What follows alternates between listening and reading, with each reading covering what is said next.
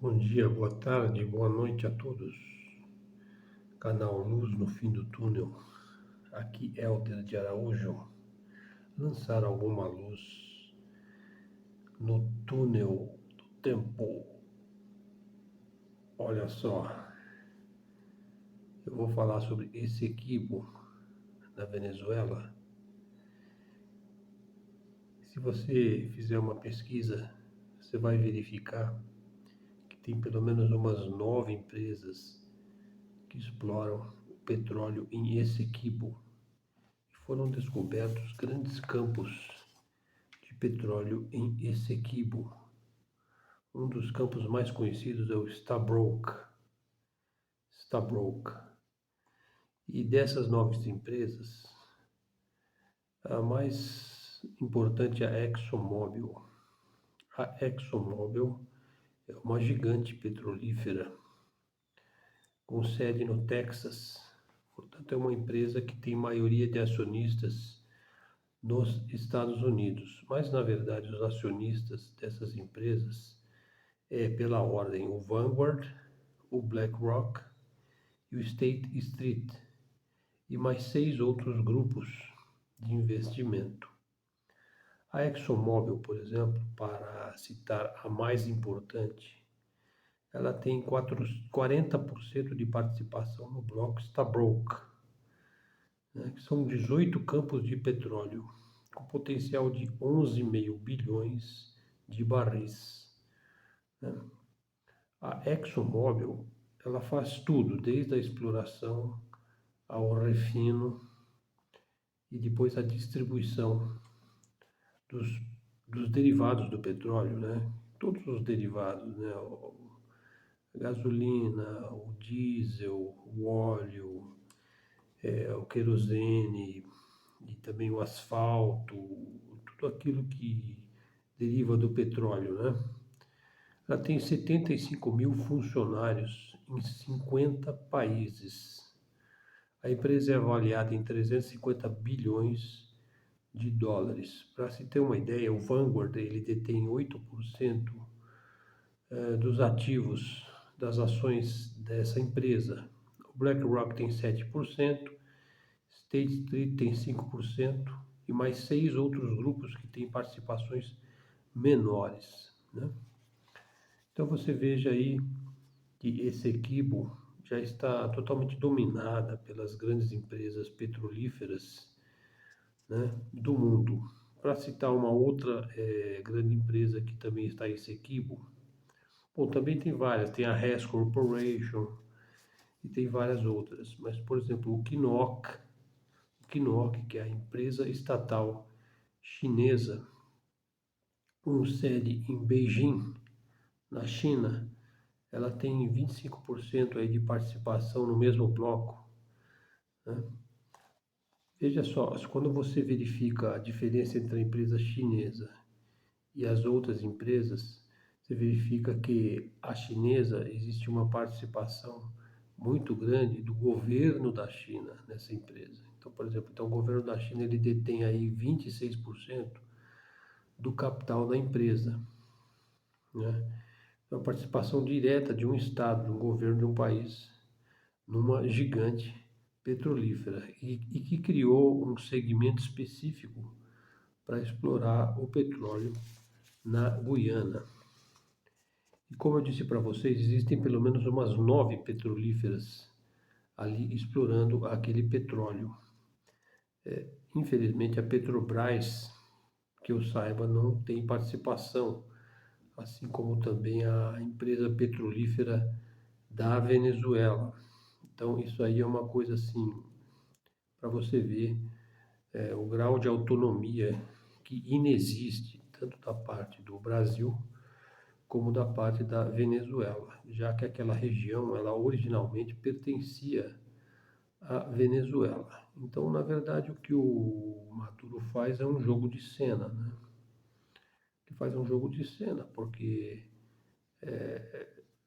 por não estar participando ali do bolo, né? Então ele brada, ele faz uma política, ele tenta atrair atenção aí, até com uma certa eficácia. No entanto, você vê aí que os grandes é que têm o bolo na mão e fatiam conforme o seu grau de participação, né? O seu grau de influência, né? Nas grandes decisões. Mas é interessante ver aí que pelo menos dois gigantes, a ExxonMobil, com sede no Texas, e o Sinop, chinês, com sede em Beijing, já tem uma boa parte aí do bolo. Se você pegar aí esses nove empresas petrolíferas, você vai verificar que o Vanguard tem geralmente 8%, 9%, 10% das ações desses grupos, seguidos de muito de perto pelo BlackRock e pelo State Street. Com isso a gente vê que os fundos de investimento dominam o segmento das grandes empresas privadas, ao passo que a empresa petrolífera chinesa você tem uma maior participação do governo da China. Então, isso é uma diferença importante entre o tipo de empresa. Então, esse equibo já está na mão, né, aí dos grandes capitalistas.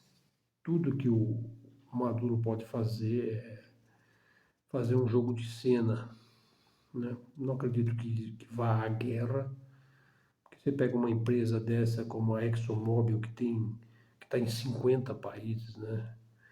E além disso, o Brasil ele está aí dando treinamento de selva, né, para forças especiais americanas, pois que é intenção dos Estados Unidos criar uma base militar ali em Essequibo, até para garantir os seus interesses no negócio do petróleo, né?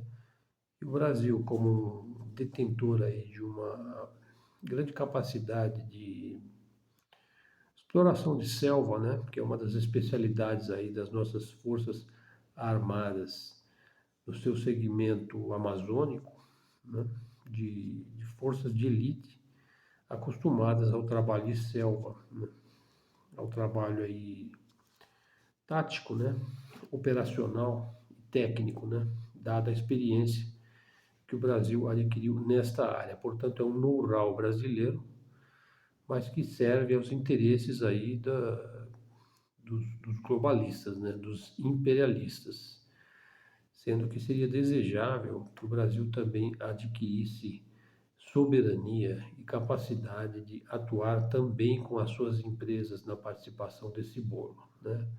Mas a Petrobras tem sofrido boicotes sistemáticos, né, da parte dos grandes jogadores.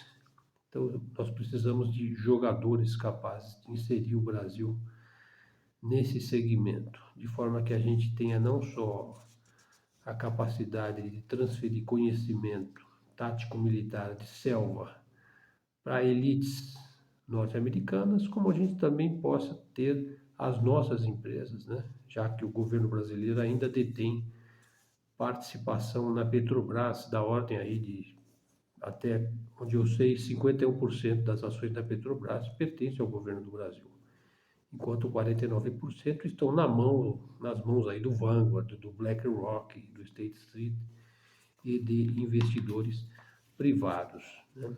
O que nós precisamos com muita urgência é dominar também a questão do refino, abrir novas frentes de exploração do petróleo em novos campos. Então a Petrobras ela tem que descobrir novos campos, né, ou poder explorar aqueles que já são bastante conhecidos e mapeados aí pelas grandes empresas de petróleo. Então a Petrobras tem que procurar atuar também como gente grande, né? Para se sentar à mesa, você precisa ter a capacidade de defender o seu território.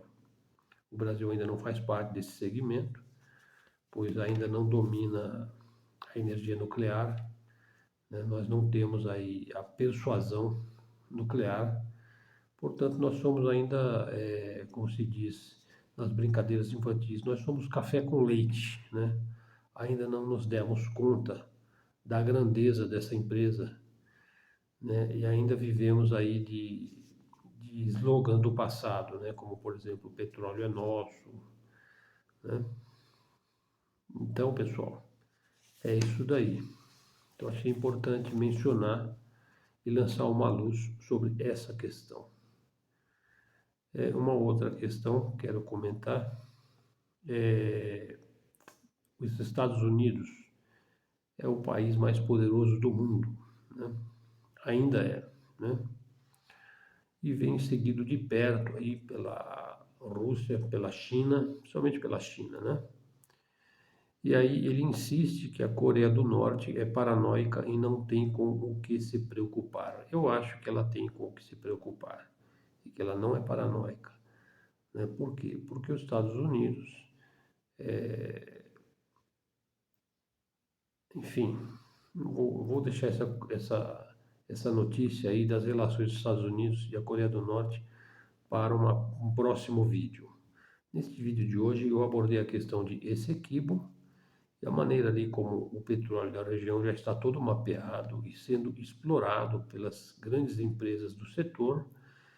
Também mencionei que os fundos de investimento, os grandes fundos de investimento globalistas, são donos dessas empresas e chama atenção que a empresa chinesa também está no local, na região, o que mostra que a China ela compete de igual para igual praticamente com as maiores empresas do setor.